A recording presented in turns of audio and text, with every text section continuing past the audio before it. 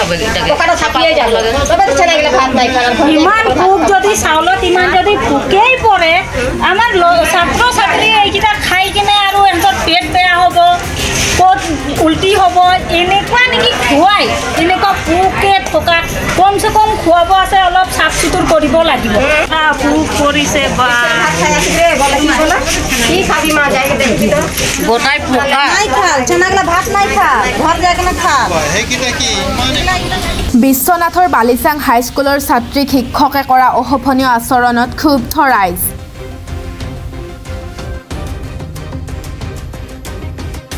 ব্যৱস্থা গ্ৰহণৰ দাবী ৰাইজৰ। মধ্যাহ্ন ভোজনৰ নামত পোকে খোৱা চাউল। দুৰ্নীতি অভাৱ অভিযোগৰ বাতৰিৰ শিৰোনাম সততে দখল কৰি আহিছে বালিচাং উচ্চ ইংৰাজী বিদ্যালয়ে। বিদ্যালয়খনত আমি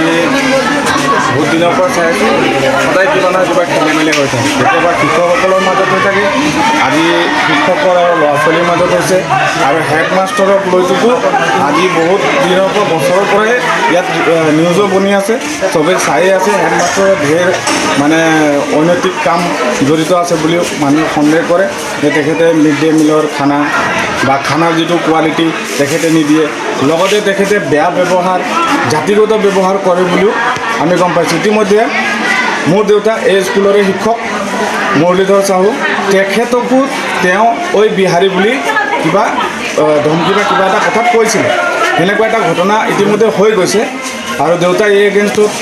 এপ্লিকেশ্যনো লিখিছিলে পিছত শিক্ষকসকলৰ মাজতে কথা আলোচনা হৈ সেই বস্তুটো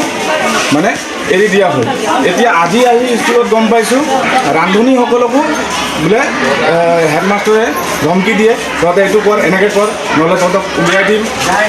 তাৰপিছত খানাৰ ক্ষেত্ৰতো কয় আৰু ভালকৈ তেওঁলোকে যদি বিচাৰে যে ছাৰ ইমানটো তেলত নহ'ব বা ইমানটো দালিত নহ'ব তেতিয়া কয় আজি শুনিব পোৱা মতে যে আদিবাসী মানুহ তেওঁলোকে কেনেকৈ খায় এনেকৈ বনাই দিয়ে বুলি কৈছে। মোৰ ভাষ্য নহয় মই আজি স্কুলৰ ৰান্ধনীৰ মুখৰ পৰা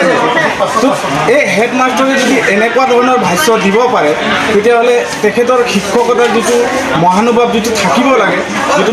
কথাৰ নৈতিকতা থাকিব লাগে একো দেখা পোৱা নাই আৰু স্কুলখনতো বহুত খেলি মেলি শিক্ষকৰ লগতে ল'ৰা ছোৱালীৰ লগতে পঢ়া শুনাৰ ক্ষেত্ৰতে হওক বা শৈক্ষিক যিটো বাতাবৰণ সেই বাতাবৰণটো একেবাৰে বিনষ্ট হৈছে যেন আমাৰ অনুভৱ হয়। এতিয়া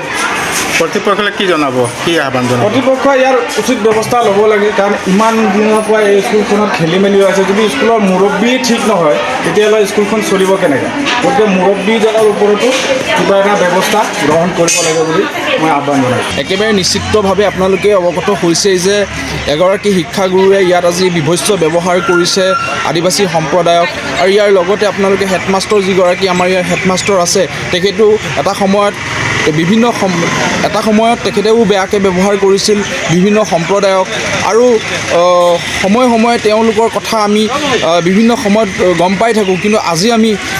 যেতিয়া একেবাৰে সন্মুখত যেতিয়া আমি গোটেই বিষয়বোৰ দেখি পালোঁ আমি আহি ইয়াত যি পৰিৱেশৰ সূচনা হৈছে আপোনালোকে দেখিবলৈ পাব যে যিগৰাকী হেডমাষ্টাৰ তেখেত অত্যন্ত দুৰ্নীতিপৰায়ণ ব্যক্তি তেখেতে ইয়াত যি মিড ডে মিলৰ যি মিড ডে মিল যি ধৰণে ইয়াত খুৱাই আছে ছাত্ৰ ছাত্ৰীসকলক অত্যন্ত বেয়াকৈ তেওঁলোকে মিড ডে মিল খুৱাই আছে চাউলত পোক লগা চাউল খুৱাই আছে পচা চাউল খুৱাই আছে ভালদৰে মিড ডে মিল তেওঁলোকে ব্যৱহাৰ নকৰে আন্তঃগাঁথনি টকাবোৰ ক'ত তেওঁলোকে সৰকাই গম নাপাওঁ কিন্তু আন্তঃগাঁথনিৰ নামত এই বিদ্যালয়ত আজিৰ দিনত একো নাই। গতিকে আমি চৰকাৰক ইয়াৰ দ্বাৰা এটা কথা জনাব বিচাৰিছোঁ যে চৰকাৰক আমি দাবী উত্থাপন কৰিছোঁ যে এনেকুৱা ধৰণৰ হেডমাষ্টাৰক নিলম্বন কৰিব লাগে হেডমাষ্টাৰৰ পদবীৰ পৰা তেওঁলোকক বৰখাস্ত কৰিব লাগে। যিগৰাকী ৰমেশ নাথ বুলি কোৱা যিগৰাকী হেডমাষ্টাৰ তেখেতো অনাগত সময়বিলাকত দেখিবলৈ পাই আহিছোঁ যে বিভিন্ন সময়ত সাম্প্ৰদায়িক মতামত প্ৰদান কৰি থাকে বিভিন্ন সম্প্ৰদায়ক গালি গালাজ কৰি থাকে আৰু ইয়াত এই যিগৰাকী আমি দেখিবলৈ পাইছোঁ যে আপোনাৰ এগৰাকী শিক্ষকে সহশিক্ষকে আদিবাসী সম্প্ৰদায়ক লৈ পেলাই অত্যন্ত বেয়াকৈ মত প্ৰকাশ কৰিছে। গতিকে আমি অনতিপলমে এই দুয়োগৰাকী শিক্ষকক ইয়াৰ পৰা যাতে নিলম্বন কৰিব লাগে তাৰ বাবে আমি চৰকাৰক দাবী উত্থাপন কৰিছোঁ। কৰিবলৈ দিয়ে তিনিবাৰ সেই তিনিবাৰ যে আধা লিটাৰ তেলে জানো আমি ইমান ল'ৰা ছোৱালী জানো আমি তিনিবাৰ কৰিব পাৰিম জানো তাৰপিছত চাউল দিব ইমানকণ কালি সেই 1.5 কেজি দালি দিলে মিয়া ল'ৰা এটাই সুধিলে বোলে কি হ'ব মই কৈছোঁ চাউল দালি 1.5 কেজি দিছে আৰু চাউল ইমান দিছে সেইকাৰণে মোক ক'লে তুমি ইয়াৰ পৰা তুমি চাউল চাউল কিমান দিয়া হৈছে চাউল কালি আধা খিচিৰি অঁ তেনেকৈ দিয়ে কেতিয়াবা কেতিয়াবা দিগন্ত চাউল দেখুৱাই মই কিমান দালি দেখুৱাই তাৰপিছতে আৰু তেনেকুৱাটো হ'লে অকণমান দেৰি অকণমান দেৰি হ'লে উলিয়াই দিম অকণমান দেৰি হ'লে উলিয়াই দিম অকণমান দেৰি হ'লে উলিয়াই দিম আমাৰতো দেৰি হ'ব না ঘৰ সংসাৰ মানুহ ন বিশ্বনাথৰ পৰা ৰমেশ চন্দ্ৰ চৰেণৰ ৰিপৰ্ট প্ৰাতঃ টাইম ডিজিটেল। শদিয়াৰ পৰা ধুবুৰীলৈ বৰাকৰ পৰা ব্ৰহ্মপুত্ৰলৈ সকলোৰে মাজত চিনাকি এটা নাম প্ৰাতঃ টাইম। থলুৱা ভাষা কৃষ্টি আৰু সত্য বাতৰিৰ আধাৰত প্ৰতিষ্ঠিত খবৰ প্ৰাতঃ টাইমৰ প্ৰতিটো বা বাতৰি পুংখানুপুংখভাৱে চাবলৈ Facebook, YouTube, website, Twitter, Instagram আৰু ব্লগাৰ পেজত লাইক আৰু